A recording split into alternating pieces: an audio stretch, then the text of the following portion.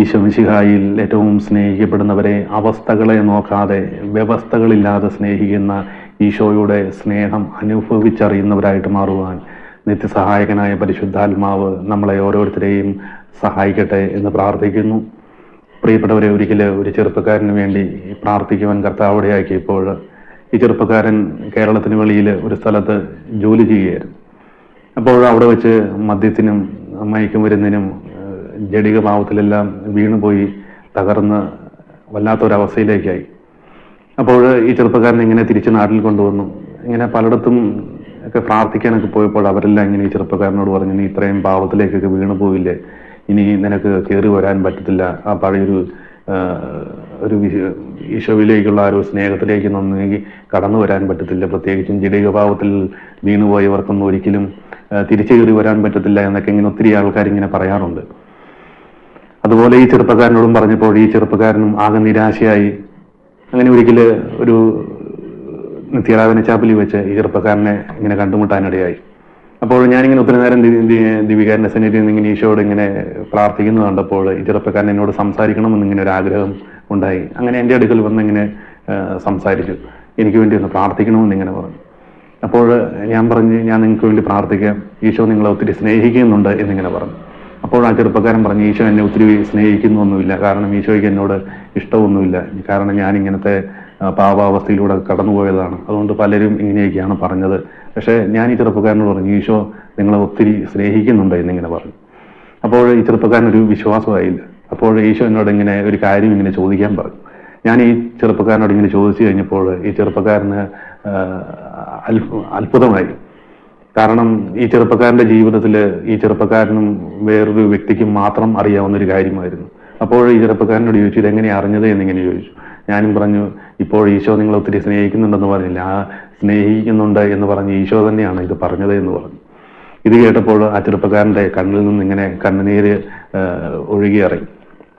കാരണം അത്രയും ദിവസം മറ്റുള്ളവർ പറഞ്ഞുകൊണ്ടിരുന്നത് നിന്നെ ഒരിക്കലും ഈശോ സ്നേഹിക്കത്തില്ല, കാരണം നീ പാപത്തിന്റെ അവസ്ഥയിലൂടെ കടന്നുപോയില്ലേ എന്ന് പറഞ്ഞ് ഈ ചെറുപ്പക്കാരനെ നിരാശയിലേക്ക് തള്ളിവിടുമ്പോൾ പ്രിയപ്പെട്ടവരെ, ഈശോ എത്രമാത്രം വേദനിക്കുന്നുണ്ട്. കാരണം ഈ ചെറിയവരിൽ ഒരുവൻ പോലും നഷ്ടപ്പെട്ടു പോകുവാൻ എൻ്റെ സ്വർഗസ്വനായ പിതാവ് ആഗ്രഹിക്കുന്നില്ലെന്ന് പറഞ്ഞ ഈശോ ഈ ചെറുപ്പക്കാരൻ്റെ വരവിന് വേണ്ടി, ധൂർത്തപുത്രന്റെ തിരിച്ചുവരവിന് വേണ്ടി പിതാവ് കാത്തിരുന്നത് പോലെ ഈ ചെറുപ്പക്കാരന്റെ തിരിച്ചിനു വേണ്ടി ഈശോ എത്രമാത്രം വേദനയോടെയാണ് കാത്തിരുന്നത് എന്ന് ചിന്തിക്കുന്നത് നല്ലതായിരിക്കും.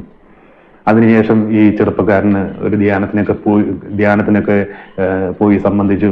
അതിനുശേഷം ഈ ചെറുപ്പക്കാരൻ പ്രാർത്ഥിക്കുമ്പോൾ സന്ദേശങ്ങളും ദർശനങ്ങളും ഒക്കെ കാണുവാൻ സാധിച്ചു. പ്രിയപ്പെട്ടവരെ, ഇത് കേൾക്കുന്ന ആരെങ്കിലും ഉണ്ടെങ്കിൽ പാപത്തിന്റെ ഏത് അവസ്ഥയിലൂടെയാണ് നീ കടന്നുപോയത്, അതിനെ ഓർത്ത് നീ ആകുലപ്പെടാതെ കുംഭസാരത്തില് പാപങ്ങൾ ഏറ്റുപറഞ്ഞ് ഈശോയെ തെറ്റുപറ്റി എനിക്കൊരവസരം കൂടി തരണം എന്ന് പറയുമ്പോൾ ഈശോ നമ്മളെ ചേർത്ത് പിടിക്കും. അല്ലാതെ നീ മദ്യത്തിനോ അല്ലെങ്കിൽ ജഡിക പാവത്തിനോ അല്ലെങ്കിൽ മറ്റേതെങ്കിലും പാവാവസ്ഥയിൽ വീണുപോയോ നിന്നെ ഒരിക്കലും ഇനി ഈശോ കൈക്കൊള്ളില്ല, ഈശോ നിന്നെ ഇനി ചേർത്ത് പിടിക്കില്ല എന്നൊക്കെ പറയുമ്പോൾ അതൊക്കെ ഒരു ചെവിയിൽ കൂടി കേട്ട് മറു ചെവിയിൽ കൂടി ഇറക്കി വിട്ടിട്ട് വിശുദ്ധ കുംഭസാരം നടത്തി ഈശോയിലേക്കുള്ള ആ ഒരു സ്നേഹത്തിലേക്ക് കടന്നു വരണം. പ്രിയപ്പെട്ടവരെ, നമുക്കെല്ലാവർക്കും അറിയാം, ലോകം കള്ളനെന്ന് വിധി എഴുതിയ ഈശോയുടെ കൂടെ കുരിശിൽ കിടന്ന നല്ല കള്ളൻ കർത്താവെ അങ്ങ് പർദീസയിലായിരിക്കുമ്പോൾ എന്നെയും കൂടി ഓർക്കണമേ എന്ന് പറഞ്ഞപ്പോൾ അനുതാപമുള്ള ആ ഒരു ഹൃദയത്തോടു കൂടി പറഞ്ഞപ്പോൾ ഈശോയുടെ കൂടെ പർദീസയിലായി. സാവൂള് സഭയെ പീഡിപ്പിച്ച സാവൂളിനെ ഈശോ പൗലോസാക്കി മാറ്റി അനേകരെ നേടുവാൻ വേണ്ടി, അനേകരോട് സുവിശേഷം പറയുവാൻ വേണ്ടി അഭിഷേകം ചെയ്ത് ശക്തനായ സുവിശേഷ പ്രഘോഷകനാക്കി മാറ്റി.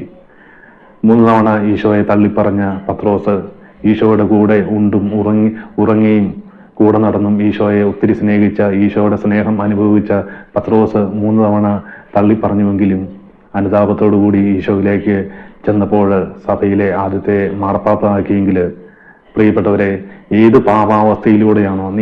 പാപാവസ്ഥയിലൂടെയാണോ കടന്നു പോകുന്നത് അതിനെ ഓർത്ത് അനുതപിച്ച് വിശുദ്ധ കുംഭസാരം നടത്തി ഈശോയിലേക്ക് നീ തിരികെ വരുമ്പോൾ ഈശോ നിന്നെ ചേർത്ത് പിടിക്കും. പ്രിയപ്പെട്ടവരെ, ഈ വെള്ളിയാഴ്ചയിലേക്ക് കടക്കുമ്പോൾ അനുതാപമുള്ളൊരു ഹൃദയത്തോടു കൂടി നല്ല കുംഭസാരം നടത്തി ഈശോയുടെ കൂടെയായിരിക്കുവാൻ, ഈശോയുടെ സ്നേഹം അനുഭവിക്കുന്നവരായിട്ട് മാറുവാൻ നിത്യസഹായകനായ പരിശുദ്ധാത്മാവ് നമ്മളെ ഓരോരുത്തരെയും സഹായിക്കും.